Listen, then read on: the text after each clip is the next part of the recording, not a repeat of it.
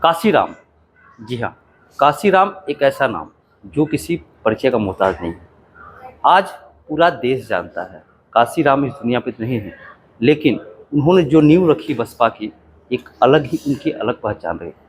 हाँ, आज उनकी विरासत मायावती संभाल रही हैं, लेकिन शायद पार्टी डूबने के कगार पर है, यानी हाशिए पे कह सकते हैं।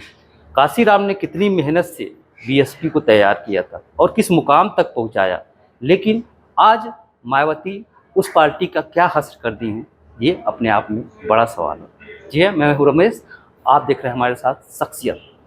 शख्सियत में हम लेकर आते हैं ऐसे राजनीतिक और ऐसे जिनका एक प्रोफाइल बहुत हाई होता है, जो कि एक समाज के लिए कुछ अलग किए होते हैं, जो एक पार्टी के लिए कुछ अलग किए होते हैं, जो एक परिवार के लिए कुछ अलग किए होते हैं। आज हम शख्सियत में बात कर रहे हैं काशीराम की। काशीराम एक भारतीय राजनीतिक और समाज सुधारक थे। उन्होंने अछूतों और दलितों के राजनीतिक एकीकरण तथा उत्थान के लिए जीवन पर्यंत कार्य किया। उन्हें समाज के दबे कुचले वर्ग के लोगों के लिए एक ऐसी ज़मीन तैयार की जहां पर वो अपनी बात कह सके और अपने हक की लड़ाई लड़ सके।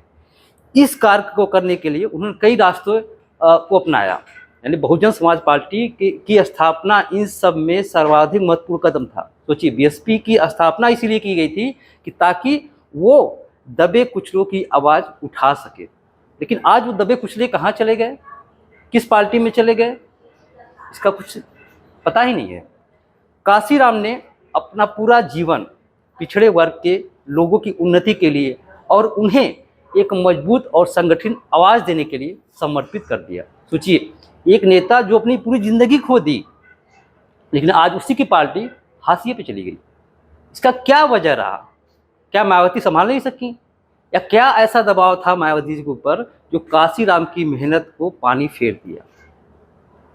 वे आजीवन अविवाहित रहे और अपने समग्र जीवन। जी हाँ, काशीराम का जन्म 15 मार्च 1934 को पंजाब के रोरापुर में एक रैदासी सिख परिवार में हुआ था। यह एक ऐसा समाज है जिन्होंने अपना धर्म छोड़कर सिख धर्म अपनाया था। काशीराम के पिता अल्प शिक्षित थे, लेकिन उन्होंने ये सुनिश्चित किया कि वो अपने सभी बच्चों को उच्च शिक्षा देंगे। काशीराम के 2 भाई और 4 बहनें थीं। सोच लीजिए कितना बड़ा परिवार था, 2 भाई और 4 बहन। काशीराम सभी भाई बहनों में सबसे बड़े और सबसे अधिक शिक्षित थे। उन्होंने बीएससी की पढ़ाई की थी। 1958 में स्नातक होने के बाद काशीराम पुणे में रक्षा उत्पाद विभाग में सहायक वैज्ञानिक पद पर नियुक्त हुए थे। यानी कह सकते कितना तगड़ा प्रोफाइल था उस समय, जहां दलित पिछड़ों में कोई पूछने वाला नहीं था। उस समय की बीएससी की डिग्री पढ़ाई किए थे। 1965 में उन्होंने डॉक्टर भीमराव अंबेडकर के जन्मदिन पर सार्वजनिक अवकाश रद्द करने के विरोध में संघर्ष किया था। इस घटना के बाद उन्होंने पीड़ित समाज के लिए लड़ने का मन बना लिया। उन्होंने संपूर्ण जातिवाद प्रथा और डॉक्टर बी.आर. अंबेडकर के कार्यों को गहनता से अध्ययन किया और दलितों के उद्धार के लिए बहुत प्रयास किए। आखिरकार सन 1971 में उन्होंने अपनी नौकरी छोड़ दी और अपने ही सहकर्मी के साथ मिलकर अनुसूचित जाति, अनुसूचित जनजाति, अन्य पिछड़ा जाति और अल्पसंख्यक कर्मचारी कल्याण संस्था की स्थापना की। यानी कह सकते हैं उन्होंने ये शुरुआत पहले कर दी। यह संस्था पूना पारोकर अधिकारी कार्यालय में पंजीकृत की गई। हालांकि इस संस्था का गठन पीड़ित समाज के कर्मचारी का शोषण रोकने हेतु और असरदार समाधान के लिए किया गया था, लेकिन इस संस्था का मुख्य उद्देश्य था लोगों को शिक्षित और जाति प्रथा के प्रति लोगों को जागरूक करना। धीरे धीरे इस संस्था से अधिक लोग जुड़ते गए, जिससे काफ़ी सफल रहा। 1971 में काशीराम ने अपने सहकर्मी के साथ मिलकर बामसेफ, एक बहुत पुरानी पार्टी थी, बामसेफ की स्थापना की, जिसका पहला क्रियाशील कार्यालय सन 1976 में दिल्ली में शुरू किया गया। इस संस्था का आदर्श वाक्य था एजुकेटेड ऑर्गेनाइजेशन एंड एजिटेट। इस संस्था ने अंबेडकर के विचार और उनकी मान्यता को लोगों तक पहुंचाने की बुनियादी कार्य किया। इस संस्था के पश्चात काशीराम ने अपना प्रचार प्रसार तंत्र मजबूत किया और लोगों को जाति प्रथा के प्रति जागरूक करने की बात कही। भारत में इसकी उपज और अंबेडकर के विचारों के बारे में जागरूक किया। वे जहाँ जहाँ गए उन्होंने अपनी बात प्रचारित की और उनके समर्थन में लाखों लोग आए। यानी कहने कह सकते बसपा की शुरुआत जो एक शुरुआती दौर थी, एक बड़ा ही एक संघर्षशील दौर था, जब काशीराम के लिए चीज़ें बनानी बड़ा मुश्किल थी। एक नई पहचान, नया दल, नए लोग, सोच सकते हैं आप कितनी दिक्कतों का सामना उन्होंने किया था। सन 1980 में उन्होंने अंबेडकर मेला नाम से पदयात्रा की शुरुआत की, जिसमें अंबेडकर के जीवन और उनके विचारों को चित्रों और कहानियों के माध्यम से दर्शाया गया। 1984 में काशीराम ने बाम सेब के समानांतर दलित शोषित समाज संघर्ष समिति की स्थापना की। इस समिति की स्थापना उन कार्यकर्ताओं के बचाव के लिए की गई थी जिन पर जाति प्रथा के बारे में जागरूकता फैलाने के लिए हमले होते थे। अब सोचिए, जाति प्रथा कब की बात है, उस जो हमले होते थे उसको रोकने के लिए ये संस्था बनाई गई थी। हालांकि यह संस्था पंजीकृत नहीं थी, लेकिन यह एक राजनीतिक संगठन था।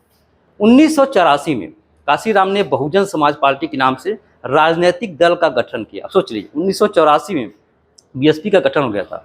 1986 में उन्होंने ये कहते हुए कि अब वे बहुजन समाज पार्टी के अलावा किसी भी संस्था में काम नहीं करेंगे, उन्होंने साफ कर दिया बीएसपी मेरे लिए बन गई है, अब पूरा मेरी पार्टी की मेरा नेतृत्व होगा, पूरा मेरी जिम्मेदारी होगा कि बीएसपी को देखना। अपने आप को सामाजिक कार्यकर्ता से एक राजनेता के रूप में परिवर्तित किया।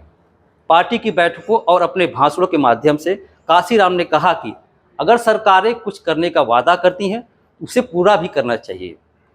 आजकल के अमूमन आज के परिप्रेक्ष्य में देख लीजिए, वादे तो बहुत सारे हो जाते हैं, पूरा कौन करता है? कितने भी राजनीतिक दल है, कितना वादे पूरे किए। अन्यथा ये स्वीकार कर लेना चाहिए कि उनमें वादा पूरा करने की क्षमता नहीं है। और सोचिए, तब की ये सोच उनकी थी कि अगर वादा करो तो पूरा करो, नहीं तो कोई वादा मत करो। तो काशीराम का इतना बड़ा प्रोफाइल था। आप सोच लीजिए, अपने राजनीतिक सामाजिक कार्यों द्वारा काशीराम ने निचली जाति के लोगों को एक ऐसी बुलंद आवाज़ दी जिसे किसी ने कल्पना भी नहीं की थी। कभी एक दलित इतना ऊंचे जाएगा कोई सोच भी नहीं सकता था। तब की बात कर रहे हैं हम। बहुजन समाज पार्टी ने उत्तर प्रदेश और अन्य उत्तरी राज्यों में जैसे मध्य प्रदेश, बिहार में निचली जाति के लोगों को असरदार एक स्वर प्रदान किया, एक आवाज़ दी। तो कहीं कह सकते हैं ये बड़ा ही रोल रहा उस समय। सोचिए, जब कोई दलितों को पूछता नहीं था, जब कोई दलितों के बारे में सोचता नहीं था। लेकिन खैर, अगर जिंदगी है तो ख़त्म भी होती है। काशीराम को मधुमेह और उच्च रक्तचाप की समस्या थी। 1994 में उन्हें दिल का दौरा भी पड़ा था। दिमाग के नस में खून गड्ढा जमने से 2003 में उन्होंने दिमाग का दौरा पड़ा। यानी 2004 के बाद खराब सेहत के चलते उन्होंने सार्वजनिक जीवन छोड़ दिया। करीब 2 साल तक सारेग्रस्त रहने के बाद 9 अक्टूबर 1906 को दिल का दौरा पड़ने से उनकी मृत्यु हो गई। उनकी आखिरी इच्छा के मुताबिक उनका अंतिम संस्कार बौद्ध रीति रिवाज से किया गया। सोचिए, उनकी एक आखिरी इच्छा थी कि उनकी बौद्ध रीति रिवाज से उनका अंतिम संस्कार। काशीराम की सबसे महत्वपूर्ण विरासत है उनके द्वारा स्थापित किया गया राजनीतिक दल बहुजन समाज पार्टी। अब सोचिए, बीएसपी के लिए उन्होंने क्या क्या किया। आज बीएसपी का क्या हाल है। पार्टी को मायावती जी ने हाशिए पे खड़ा कर दिया। आज मात्र उत्तर प्रदेश में केवल एक विधायक है, वो भी अपने दम पर जीता। तो शख्सियत में हम इन्हीं मुद्दों पर चर्चा करते हैं, उन्हीं लोगों के बारे में बताते हैं जो किसी कड़ी मेहनत के बाद कहां से कहां पहुंचे होते हैं। हमारे खास कार्यक्रम शख्सियत में आज के लिए इतना ही, लेकिन बाकी हमारी खबरों को फॉलो करने, लाइक करने, सब्सक्राइब करने के लिए आपका बहुत धन्यवाद। आप सब्सक्राइब कर रहिए और उत्तर प्रदेश आज को आगे बढ़ाइए। धन्यवाद।